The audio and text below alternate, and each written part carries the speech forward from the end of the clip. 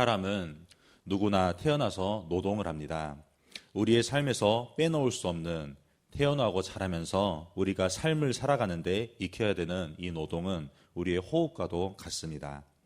노동은 하나님의 창조물입니다.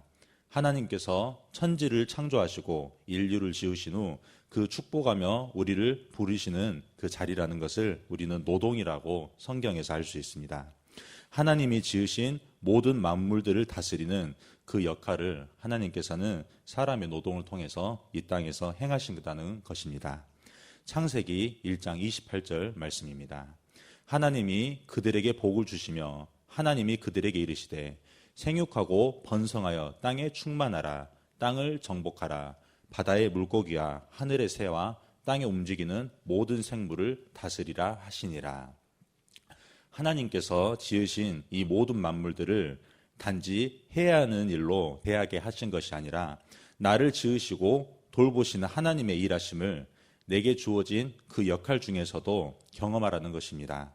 생물들과 만물의 그 이름을 지으는 그 노동의 가치를 통해서 하나님께서는 사람에게 그 창조의 역할을 다시 동참하게 하신다는 것을 이야기하고 있습니다.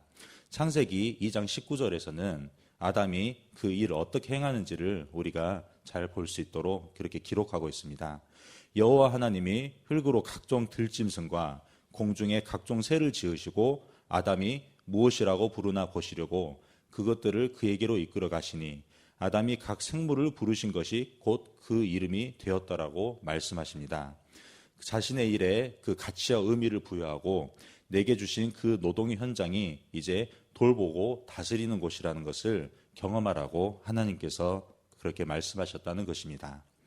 그런 그 축복의 현장이고 그 창조의 현장을 경험할 수 있는 우리의 노동의 자리가 수고와 무거운 짐으로 우리에게 사망을 안겨주는 현장이 되어버렸다는 것입니다.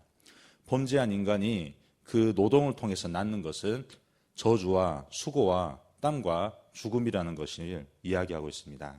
창세기 3장 17절 말씀입니다.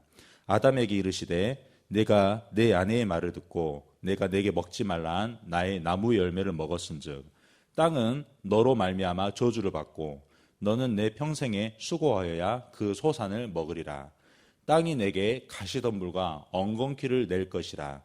내가 먹을 것은 밭의 채소인즉 내가 흙으로 돌아갈 때까지 얼굴에 땀을 흘려야 먹을 것을 먹으리니 내가 그것에서 취함을 입었음이라. 너는 흙이니 흙으로 돌아갈 것이니라 하시니라. 이 말씀에 겪는 그 고난과 마찬가지로 우리 현실 안에서도 언제나 치열한 경쟁과 그 땀 흘리는 그 수고와 노력을 통해서만이 우리는 먹고 마실 수 있습니다. 하지만 그 끝은 우리에게 죽음과 사망으로 그렇게 다가온다는 것입니다. 하나님이 명하신 다스리고 통치하며 돌보는 그 역할을 잊은 채 결국 우리는 살아남기 위해서 내 열심과 노력과 최선과 의지를 다하여서 아둥바둥 살아가야 되는 그 노동의 현장과 직장 생활의 모습을 보게 됩니다. 하지만 그런 우리에게 오늘 우리에게 하신 말씀은 죽게 하듯이 하라고 그 직장 생활과 그 노동의 자리에서의 모습을 요구하고 있으십니다. 이 에베소서 말씀이 기록된 당시에 본문에 나온 그 종이라는 단어는 노예를 뜻합니다. 우리가 아는 그 자유가 없는 노예에게 하는 이야기라는 것입니다. 노예는 사람이 아니라 말을 할 줄 아는 짐승 취급을 받았습니다. 삶의 소망이 끊긴 자로 살아가는 그 노예였다는 것입니다. 그런 그들에게 예수님께서는 우리가 어떤 신분이든지 직장인이라면 죽게 하듯 하라고 그 살아가라는 말씀을 하고 계십니다. 비록 노예 생활을 하고 있지만 이제 사람의 노예가 아니라 하나님의 종이다라는 그 소명자 의식을 가지고 일해야 된다는 것을 이야기하고 계십니다. 고린도전서 7장 22절 말씀입니다. 주 안에서 부르심을 받은 자는 종이라도 주께 속한 자유인이요 또 그와 같이 자유인으로 있을 때에 부르심을 받은 자는 그리스도의 종이니라. 너희는 값으로 사신 것이니 사람들의 종이 되지 말라. 형제들아 너희는 각각 부르심을 받은 그대로 하나님과 함께 거하라. 아멘. 하나님께서 노동의 자리에서 우리가 사람의 종이 아니라 하나님의 종이라는 그 신분과 지위와 명예를 이제 주셨다는 것입니다. 소명으로 그 삶을 우리가 확인하고 살아갈 수 있다는 것입니다. 그럼 이제 그 소명의식을 가진 우리는 어떻게 이제 직장 생활을 해야 된다는 것입니까? 마태복음 6장 33절 말씀입니다. 그런즉 너희는 먼저 그의 나라와 그의 의를 구하라. 그리하면 이 모든 것을 너희에게 더하시리라. 이 직장 생활의 모습, 먼저 그의 나라와 그의 의를 구하는 이 직장 생활의 모습은 우리가 역사적으로 봤을 때 한 무리들에 의해서 확인을 할 수 있습니다. 바로 이 말씀을 이해하고 구체적으로 실천한 사람들이 있는데 우리는 그들을 위그노라고 부릅니다. 바로 프랑스의 개신교도들이고 우리와 같이 개혁주의 신앙을 가진 칼빈주의자들을 위그노라고 불렀습니다. 위그노들은 하나님의 나라와 의를 구하는 직장 생활을 했습니다. 그 직장 생활을 할 때 구체적으로 하나님의 말씀을 붙잡고 하나님의 나라와 의를 구하기 위해 그 자신에게 주어진 그 사명을 감당하는 직장 생활을 지향했다는 것입니다.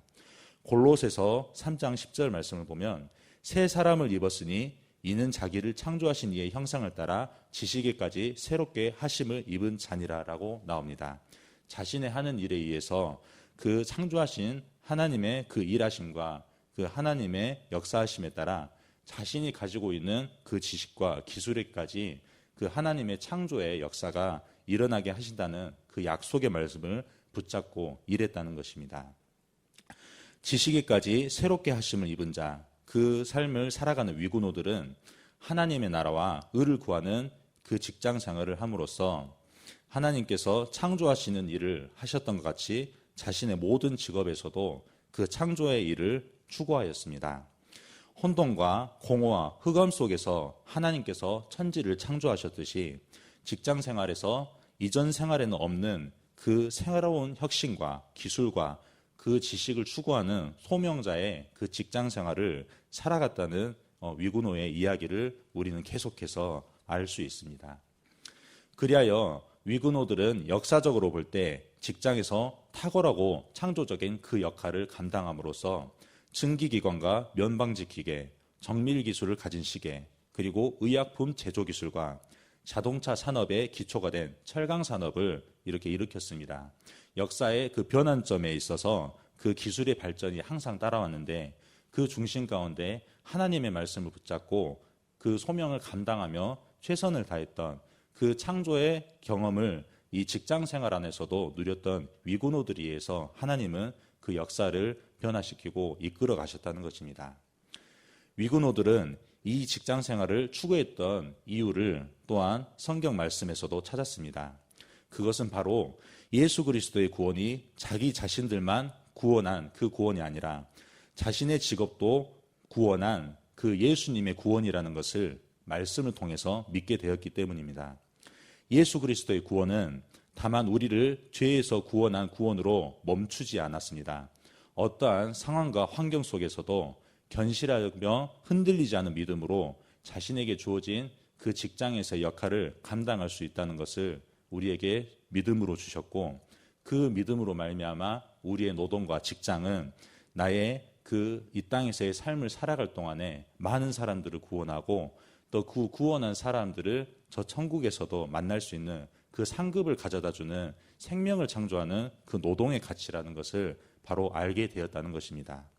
고린도전서 15장 57절 말씀입니다.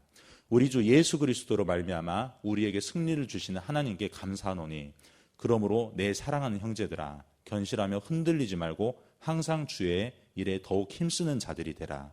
이는 너희 수고가 주 안에서 헛되지 않은 줄 알미라. 이 땅에서의 헛된 노동이 아닙니다.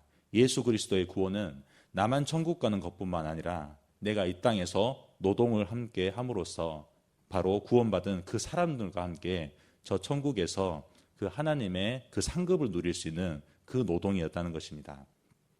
그리고는 예수님께서 헛된 노동을 구원하셨다, 해방하셨다.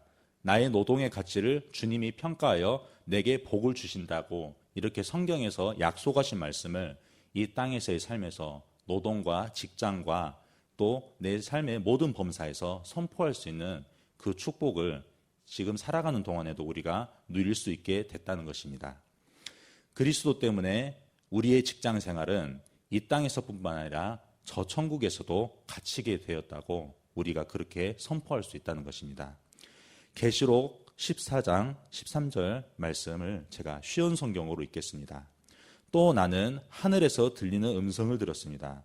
이것을 기록하라. 이제부터 주님을 믿고 주 안에서 죽은 자를 기뻐할 때가 왔다. 그러자 성령께서도 그렇다. 그들은 괴로운 수고에서 벗어날 것이다. 이는 그들의 착한 행실이 영원히 남아있기 때문이다. 이 말씀을 우리가 기억할 필요가 있습니다. 우리가 살아가는 동안 행한 모든 일들이 그 어떤 것도 헛되지 않다고 말씀하십니다. 하나님께서는 우리의 수고와 그 땀을 기억하십니다. 나를 구원하신 하나님께서 십자가에 못 박히심으로 내게 행하신 그 사랑, 성령의 충만함으로 나를 구원하시기 위해 행하신 그 인내와 용서의 은혜를 기억하며 우리는 노동의 자리에서, 직장의 자리에서 살아갈 수 있습니다. 그리하여 마침내 우리가 천국 가는 그날 주님께서는 이 모든 것들을 기억하시는 주님께서 우리에게 상 베풀어 주심을 우리가 기억해야 될 것입니다. 그 모든 일들, 우리가 살아가면서 해왔던 그 모든 일들로 인해 우리에게 주시는 복, 바로 나로 말미암아 예수 믿고 또 구원받아 한 영혼과의 그 만남을 천국에서 기대할 수 있습니다.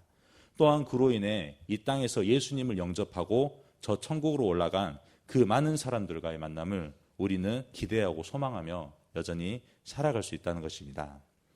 결론입니다. 오늘 하루도 우리에게 많은 일들이 있을 것입니다. 그러나 주님은 우리에게 약속하십니다. 형통할 때나 공고할 때도 늘 우리 곁에 함께 계십니다.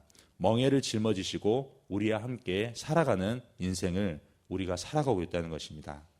그리하여서 나를 구원하신 예수께서 나의 노동도 직업도 나의 직장도 구원하셨다는 것들을 믿으셔야 됩니다. 그 약속을 하신 말씀이 천국 가는 그날 주께서 주시는 그 상급으로 경험할 수 있습니다.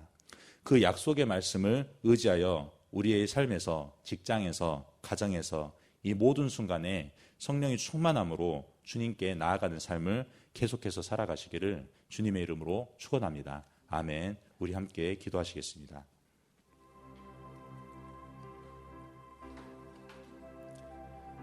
오늘 새벽에 주신 말씀을 묵상하면서 기도하시겠습니다. 성도님들의 가정과 직장을 위해서, 대학 청년부를 위해서 기도하시겠습니다.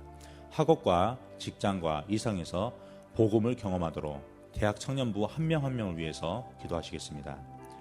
오늘 목요 합심 기도회가 있습니다. 교회와 성도들을 위해 기도할 때 문제보다 크신 주님께 집중하도록 기도하시겠습니다. 샤인 코스를 위해서 게스트와 섬김을 위해 기도해 주시고, 담임 목사님의 건강과 성령 충만, 사모님과 자녀들을 위해서 기도할 때 성령님의 인도하심을 따라 하나님께서 주신 말씀이 주인되어 교회를 이끄시게 해달라고 기도하시겠습니다. 대통령과 나라와 민족을 위해서 해외 선교하시는 조학현 선교사님, 캄보디아에서 사역하십니다. 광신대학교를 위해서 기도할 때 시설 관리자들에게 지혜와 체력을 주셔서 시설이 잘 관리되어지도록 함께 기도하시겠습니다.